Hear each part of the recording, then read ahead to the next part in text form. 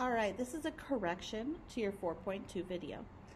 Using the trapezoidal rule, we are going to approximate the area bounded by the graph of f of x equals the sine of x, the x-axis, and the vertical lines x equals 0 and x equals pi.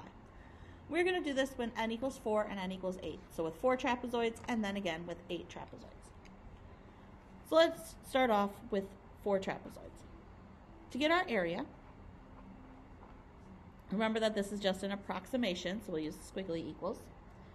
We take our left minus right, so pi minus 0, over 2 times the number of trapezoids I'm using. And then we say, all right, well I'm using 4 trapezoids, and I'm trying to cover a span of pi. So how wide it is divided by how many trapezoids. Each trapezoid is pi over 4 wide. So I need f of my left side, which is 0, plus 2 times f of pi over 4, plus 2 times f of 2 pi over 4, or pi over 2, plus 2 times f of 3 pi over 4, plus just f of pi, because we just used the endpoints one time. They're only covered by one trapezoid. So now we figure this out. We get pi over 8 out front. F of 0, well the sine of 0 is 0. Plus 2 times f of pi over 4. The sine of pi over 4 is square root 2 over 2. Plus 2 times f of pi over 2. Well, the sine of pi over 2 is 1. Plus 2 times f of 3 pi over 4. Well, the sine of 3 pi over 4 is square root 2 over 2. Plus f of pi, sine of pi is 0. Now we'll simplify this a hair. We get pi over 8 times, well this just becomes square root 2 plus 2 plus square root 2. And now we'll type this into a calculator to get a decimal approximation. So I have pi over 8 times square root of 2 plus 2 plus square root of 2. I get 1.896. So the area with 4 trapezoids tells me it's about 1.896. Now let's see what happens if I try to use 8 trapezoids. So when n equals 8,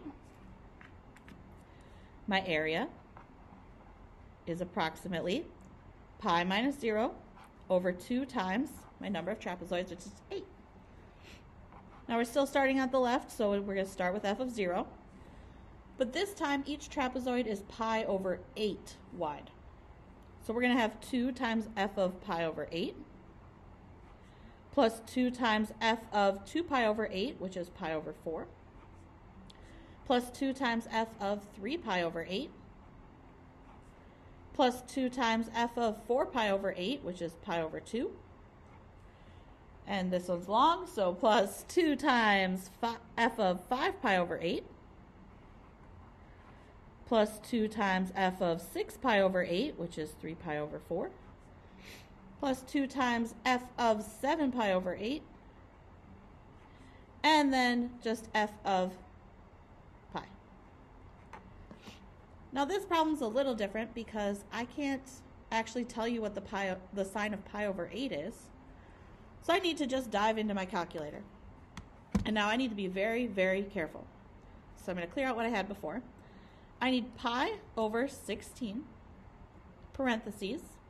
Make sure my mode is in radians. It is, so I'm good to go.